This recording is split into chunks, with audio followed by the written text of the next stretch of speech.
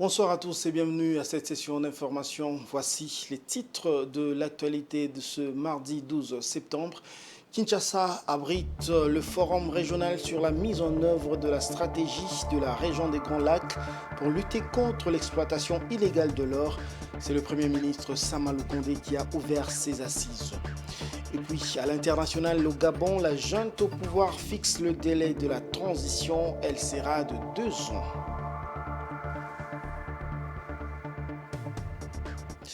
Bonsoir à tous. Ouverture à Kinshasa ce mardi du forum régional sur la mise en œuvre de la stratégie de la région de la conférence internationale de la région des Grands Lacs pour l'or d'exploitation minière artisanale et à petite échelle.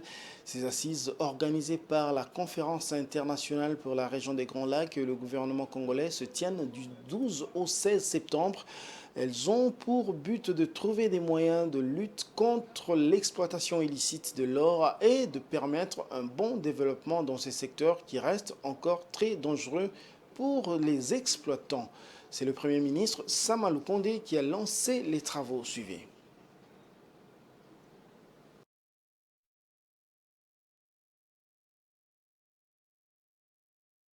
Nous devons nous attaquer aux problèmes liés à l'exploitation illégale de l'or, de la contrebande et au financement des conflits armés qui sévissent dans nos régions. En adoptant des cadres réglementaires complets et intégrés, en encourageant la transparence et en renforçant la coopération, nous pouvons atténuer ces défis et construire une industrie minière aurifère plus durable et plus inclusive. Je voudrais réitérer mes remerciements aux États membres de la CIRGL qui ont pu se déplacer et je les exhorte à œuvrer chaque jour pour trouver des solutions de collaboration entre les différents acteurs, à même de contribuer à renforcer la traçabilité de l'or dans la région et ainsi promouvoir un commerce plus responsable, plus éthique et pérenne de l'or artisanal dans la région des Grands Lacs. Je suis fermement convaincu que par le dialogue, la coopération et le partage des responsabilités, nous pouvons transformer le secteur de l'extraction de l'or et l'un des dénominateurs indéniables de l'économie mondiale. Sur ce, je déclare ouvertes les assises du Forum régional sur la mise en œuvre de la stratégie de la CIRGL pour l'or d'exploitation minière artisanale et à petite échelle. Cité minière par excellence en RDC, la ville de Kolwezi est aujourd'hui une destination de choix pour les entreprises minières. Des majors à la recherche du cuivre, mais surtout du cobalt, y font fortune. Transition énergétique oblige, les compagnies minières sont à la quête des minerais essentiels pour migrer vers les énergies propres. Mais à quel prix ? L'ONG Amnesty International a publié un rapport après des enquêtes menées à Kolwezi. Cette ONG a présenté ce rapport à l'hôtel Memling ce mardi. Amnesty International détaille le prix fort payé par les communautés à la faveur d'un investissement à outrance dans les mines à Kolwezi. Suivez. Congo, pays solution aux zones sacrifiées, Amnesty International pose une question presque provocatrice, mais qui suffit à elle seule pour creuser l'abcès et illustre à quel point l'expansion des opérations minières des entreprises multinationales a entraîné de graves violations de lois et des droits de l'homme à Kolwezi. L'ONG internationale a mené des enquêtes auprès de plus de 130 personnes concernant 4 projets miniers dans le Lualaba. Amnesty International en est arrivé à la conclusion que derrière le visage prospère d'une industrie minière florissante à Kolwezi, meurent en silence des communautés victimes d'expropriations brutales débutées depuis 11 ans. Des entreprises minières comme Ivanhoe, Comus, Chemaf ou Metalcol ont érigé des sites miniers en délogeant les communautés propriétaires des maisons et des champs de leurs terres sans indemnité ou avec des sommes dérisoires comme compensation. Le déguerpissement se sont faits manu militari. Selon les témoignages d'Amnesty International, les expulsions forcées se sont accompagnées des viols des femmes, des incendies des maisons et des affrontements. Aujourd'hui encore, les victimes ne savent pas à quel sens c'est voué. L'ONG internationale en appelle à l'intervention des autorités à faire en sorte que les droits des expulsés soient honorés. Amnesty International, qui a promis de poursuivre le plaidoyer auprès de plus hautes autorités du pays, exhorte le Premier ministre à instaurer un moratoire sur les expulsions des masses jusqu'à ce qu'une commission d'enquête achève l'évaluation des dommages causés auparavant et en trouver réparation. Et justement, quelques représentants des communautés victimes d'expropriation brutale étaient dans la salle de l'hôtel Memling ce mardi. Ils ont lancé leur SOS en espérant d'être entendus cette fois-ci. Je vous propose de suivre deux des victimes qui ont eu le courage de s'exprimer. Elles sont au micro de Giscard Tamba. Je m'appelle Ilunga Élisée. Je suis l'une de 144 personnes qui ont été chassées de nos terres et champs par l'entreprise Metalcol sans aucune compensation et unilatéralement. Nous étions allés dans nos champs, mais nous avons été chassés par les soldats. C'est pourquoi nous demandons au gouvernement de nous aider par rapport à notre combat. Certains d'entre nous sont morts à cause de ces contentieux. Actuellement, nous n'avons plus où aller cultiver pour notre survie.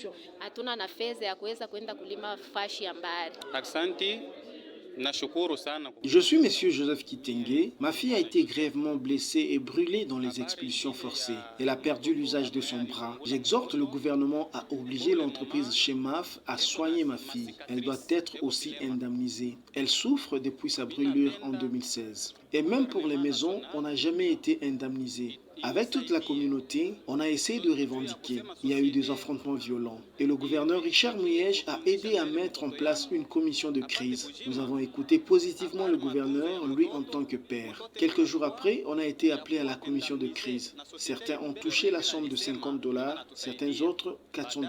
C'était selon que vous aviez une maison en tôle ou en paille. Il y en a qui avaient touché $1500. On a été surpris d'apprendre que ces sommes étaient en soi. Nous avons été surpris d'apprendre que ces sommes étaient en fait notre indemnité.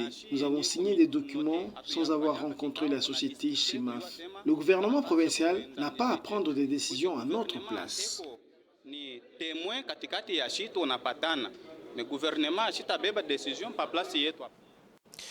Joli coup de filet réussi par les services de sécurité dans le Haut-Katanga. Ces services ont mis la main sur une trentaine de bandits et coupeurs de routes opérant à Lubumbashi et dans d'autres villes de la province du Haut-Katanga. Ces bandits ont été présentés au vice-premier ministre, ministre en charge de l'Intérieur et Sécurité, Peter Kazadi, qui est en séjour à Lubumbashi. Suivez. Patricia Nessoko, cette femme de plus de 40 ans, est comptée parmi les présumés malfaiteurs présentés au vice-premier ministre et ministre de l'Intérieur Peter Kazadi Kankonde. Ils sont repartis en groupe de 4, parmi lesquels 7 hommes et sa bande, auteurs d'un meurtre dont le corps se trouve actuellement à la morgue de l'hôpital Sendoué. Il y a aussi des casseurs de vitres spécialisés dans le vol des biens de valeur. Ils cambriolent les maisons tard dans la nuit. Cet autre groupe est constitué de pickpockets qui arrachent les téléphones et d'autres objets de valeur aux passants au quartier Luoshi dans la commune annexe. Et en dernier, cette bande de coupeurs de routes qui rançonnent les conducteurs des tracks de la route Kasumbalesa jusqu'à la route de contournement à Lubumbashi. Parmi eux, ce malfrat spécialisé dans le vol des véhicules à partir de Kolwezi pour les revendre à Lubumbashi. Non, soi-disant vous avez négocié prix. Après, c'est que on a des balingés non pas tant où il y a on est au preneur. Non, on a ça la carte n'est aux salariés qui n'est déjà pas on est est-ce que vous avez là? Oui. Après avoir échangé avec plusieurs d'entre eux, le vice-premier ministre et ministre de l'Intérieur a salué ce joli coup de filet réussi par les forces de sécurité. Peter Kazadi Kankonde a instruit le procureur général près la cour d'appel du Haut-Katanga pour qu'un procès en flagrance soit organisé dès ce mardi, que chaque criminel réponde de ses actes.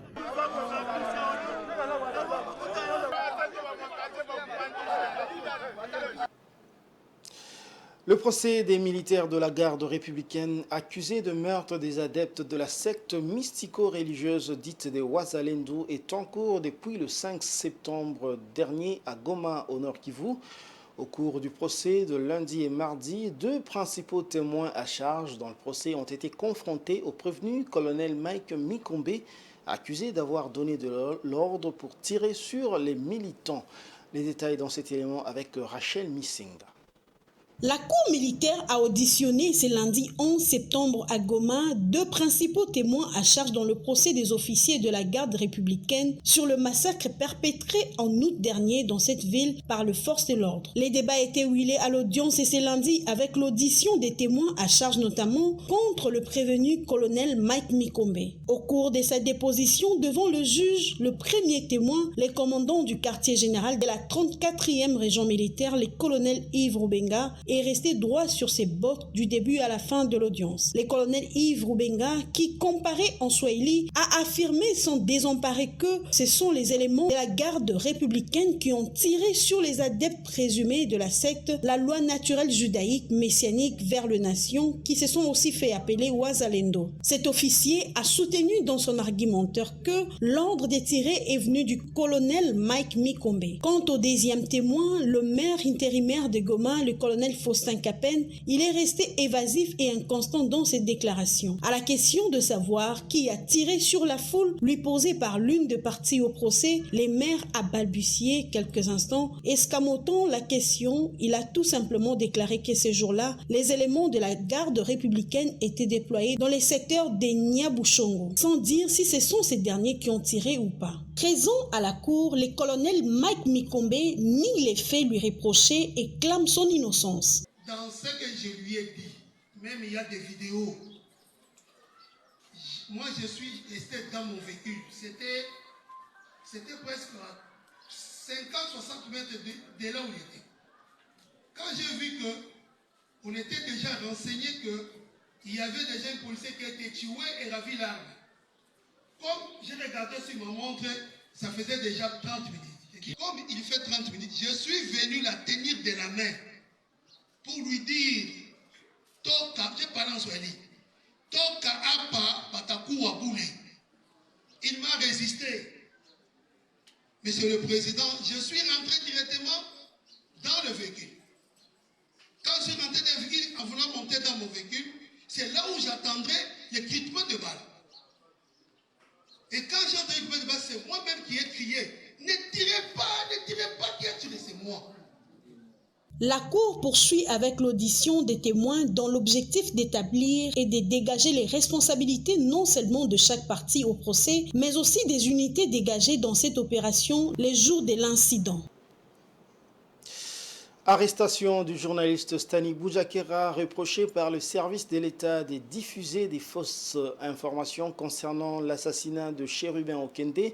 La presse congolaise monte au créneau. Reçu par le ministre de la Communication et Médias Patrick Mouyaya, les organisations professionnelles des journalistes étaient venus dire leur peine à l'autorité de tutelle. Ils ont sollicité son implication pour que l'un des leurs puisse recouvrer sa liberté afin de comparaître en homme libre. Je vous propose de suivre Israël Moutala, président de l'ASBL des médias en ligne en RDC. Ce qui a été conclu, disons, nous sommes... la corporation est mobilisée par rapport au cas malheureux qui est arrivé à notre confrère Stani Boujakera. Donc nous sommes d'abord venus dire au ministre de la Communication et des Médias notre peine de voir un de nos confrères privé de sa liberté pendant plus de 48 heures. Nous sommes venus dire au ministre que cette situation nous afflige énormément et qu'il fasse tout ce qui est en son pouvoir pour que notre confrère Stani Boujakera puisse recouvrer sa liberté d'aller et de venir. En tout cas, nous avons trouvé une oreille attentive du ministre qui a dit qu'il fera le suivi de ce dossier, mais en tenant compte justement du principe de la séparation du pouvoir. Mais il a été très attentif aux préoccupations de toutes les organisations professionnelles de la presse qui sont réunies ici et qui font bloc pour que Stani Boujakera recouvre dans le plus bref délai sa liberté d'aller et de venir qui lui a été privée voici 72 heures. Notre principale demande ici, c'est d'abord que Stani puisse comparaître en homme libre. Donc s'il y a des charges qui pèsent encore contre lui, il peut se défendre en homme libre. Donc c'est la principale demande que nous avons faite aujourd'hui lors de cette audience que le ministre nous a accordée. Donc pour nous, nous avons réaffirmé devant le ministre que la liberté de la presse est un droit constitutionnel et que ce droit doit être préservé. Nous avons demandé que les lois de la République soient respectées par tous les services de la République. Et donc, tous les services de la République sont soumis à la loi. Nous, en tant que professionnels des médias, nous, en tant qu'organisation professionnelle de droit, professionnels des journalistes, nous tenons absolument à ce que ce principe constitutionnel de la liberté de la presse, le droit d'informer, soit à tout prix préservé. En sport, une brève, 7 boxeurs congolais, dont 5 dames, vont prendre part au quart de finale de qualification pour les Jeux Olympiques Paris 2024. Ce sera le mercredi 13 septembre à Dakar au Sénégal. Les 2 derniers billets de qualification de cette phase ont été validés le 11 septembre. Les athlètes congolais sont au repos ce mardi pour mieux affronter l'étape de finale mercredi. Notons que les Léopards Box de la RDC se comportent plutôt bien dans cette phase. L'actualité, c'est également en dehors des frontières congolaises. Place à la page internationale.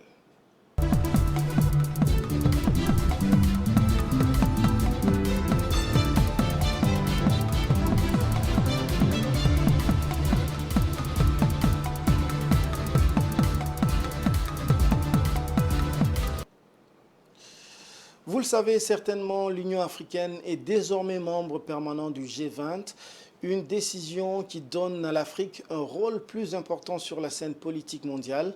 Lors du récent sommet du G20 qui s'est tenu du 9 au 10 septembre à New Delhi en Inde, l'Union africaine a intégré officiellement le groupe de 20 pays les plus industrialisés du monde en tant que deuxième organisation régionale après l'Union européenne. L'intégration de l'Union africaine dans l'influent groupe d'États avec les principales puissances économiques a été activement soutenue par l'Allemagne. Suivez, c'est un commentaire de nos confrères d'Africa News. Ce samedi, l'Union africaine a officiellement rejoint le G20 dont les dirigeants réunis à New Delhi pour le week-end devront prendre des engagements concrets en faveur des pays en développement. Cette année, l'Inde accueille et préside le groupe des plus grandes économies développées et émergentes de la planète. Le Premier ministre indien Narendra Modi a entamé son discours d'ouverture en souhaitant la bienvenue à son tout nouveau membre. Avant d'aller plus loin, je voudrais demander au chef de l'Union africaine de prendre place en tant que membre permanent du G20. Le président en exercice de l'Union africaine et chef d'État des Comores, Azali Assoumani, a ensuite pris place aux côtés des autres dirigeants du G20. Établie à Addis Abeba, capitale de l'Éthiopie, l'Union africaine compte 55 membres, totalisant 3 000 milliards de dollars de PIB. Le continent n'était jusque-là représenté au G20 que par un seul État, l'Afrique du Sud. Je l'avais annoncé en titre, 2 ans, c'est le délai que va appliquer le gouvernement de transition au Gabon sous le général Oligui Nguema. L'information a été rendue publique par Raymond Dongsima, qui a été nommé Premier ministre de transition du Gabon le 7 septembre dernier. Pour le gouvernement, ce choix est basé sur un objectif raisonnable. C'est un commentaire de nos confrères d'Africa 24.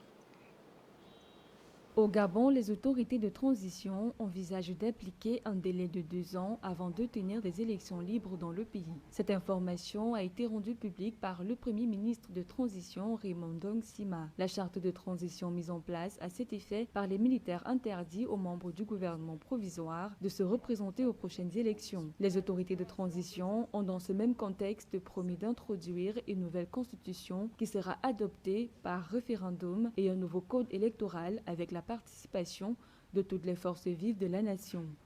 Il est bon de partir sur un objectif qui est un objectif raisonnable en disant nous avons le souhait de voir le processus aboutir en 24 mois pour qu'on puisse revenir à des élections, ce qui est l'objectif. Le 30 août 2023, l'armée a renversé l'ex-président Ali Bongo Ondimba au pouvoir depuis 14 ans, quelques heures après qu'il a été proclamé réélu au terme d'une élection jugée frauduleuse par les militaires et l'opposition. Brice Oligui Nguema, proclamé président de la transition à la suite du coup d'État, a promis aussitôt de rendre le pouvoir aux civils par des élections crédibles et fiables.